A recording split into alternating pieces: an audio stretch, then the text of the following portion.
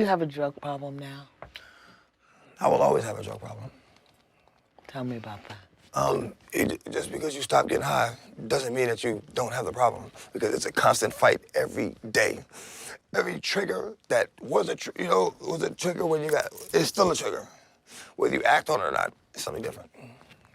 But I will always, until I die, I will always have a drug problem. Before I get into my analysis, I just want to say, rest in peace, DMX. We lost a legend. We lost a great artist. We lost a great human being, someone who was empathetic, someone who was authentic, someone who was vulnerable and wasn't afraid of showing his vulnerability. And through his vulnerability, was able to connect with others and help others understand that the struggles that they were going through, other folks were going through those same struggles, and help them not feel alone. DMX did that. He did a great job at connecting with others. He had that gift, special gift to connect with other human beings who were struggling, who may have felt that they were alone, or who may have felt that there was no way out. And through his spirituality, he could help uplift you, or at least make you feel like you weren't alone. And that's something that I don't think we can, you can't duplicate that. And we lost a special human being. Now, something that's bothering me, bugging the hell out of me, is when you look at the headlines, you see DMX death, and then you see drug abuse, right? As if DMX dies due to drug overdose, and that his death was caused due to his, substance abuse. Then all the focus is spent on his use of drugs, as if drugs within themselves are evil and cause people's death, right? And it ignores every underlying issue, or ignores the root issue that people have, the root problems that people have. It ignores that.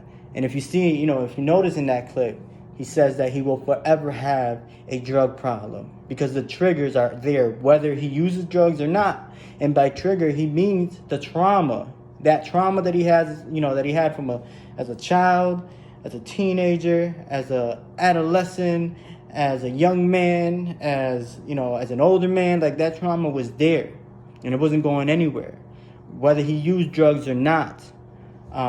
Let's say, for example, had DMX had a community, had he felt he had someone he could trust, someone he could express himself to, who wouldn't judge him, who would understand him, who he felt was there for him, who he felt perhaps wouldn't turn his back on him, then maybe the situation would be different.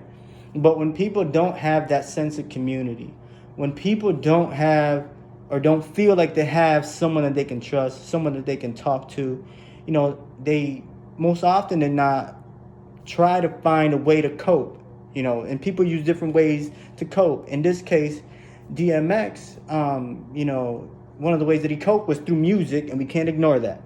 Music was one of the ways he coped, and it helped him a lot. But also through the use of drugs, and we have to take into account, this is a young man. When he was a young man, right? Like, he was born in the 1970s, grew up in New York City, when the city was deindustrialized. All the jobs had left. There was no safety net for the black community. Unemployment rate was skyrocketing in the black and Latinx community. It was completely destitute, right? The infrastructure was crumbling. Buildings were falling apart. New York City looked like a war zone back in the 80s, late 70s, early 90s, right? This place was just, and then on top of that, right, this is where you have the crack epidemic, right, where they just completely stormed the black and Latinx community for those reasons. This is a community that was unemployed, had, was barred from having resources, from providing themselves their own livelihood because they couldn't find employment, which leads to many mental health issues, depression, and etc. And one of the ways people coped or try to cope was through the use of drugs. In this case, at that point in time, it was crack cocaine. The mental health services that we have today, the resources that we even have today, our understanding of drug addiction and substance abuse is completely different than the understanding that we had back in the days. And back in the days, I mean like 80s, 90s, right, when drug abuse and drug use was primarily associated with black and Latinx folks. Right, and that was criminalized, right? That was treated completely different. And as a young black man being raised in that type of environment, being socialized in that type of environment, right?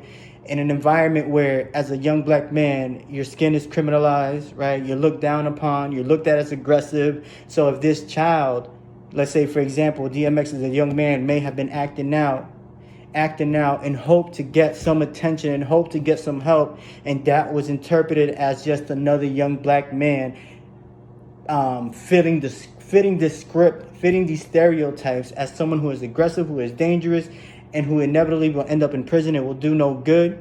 And therefore the treatment that he got was one that geared him in one specific direction. And you can see how how he can inevitably end up using drugs as a way to cope with his circumstances, with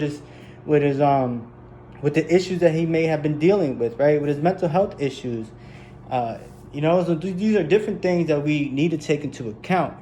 So when we're talking about DMX's death, we can't ignore how the Black and Latinx community is plagued with mental health issues, and how these mental health issues are oftentimes ignored, right? How oftentimes we don't have, for example, social workers or psychologists or psychiatrists with the cultural competency to understand where we're coming from.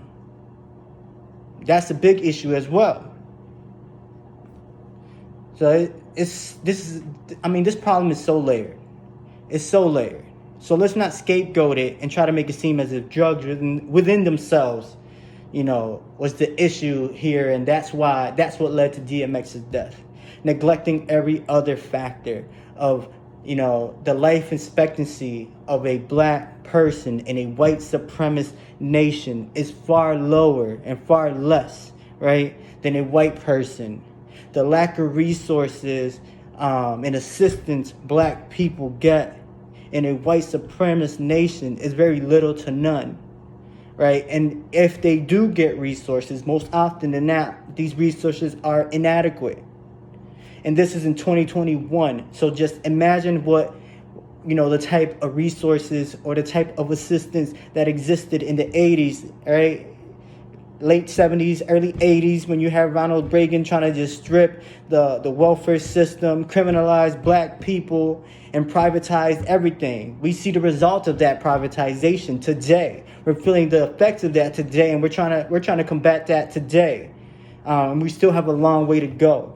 So, with this being said, man, what happened to DMX is a tragedy. But what happened to DMX, it's bigger than just drugs. It has to do more than just drug use and drug abuse. That's a very simplistic narrative.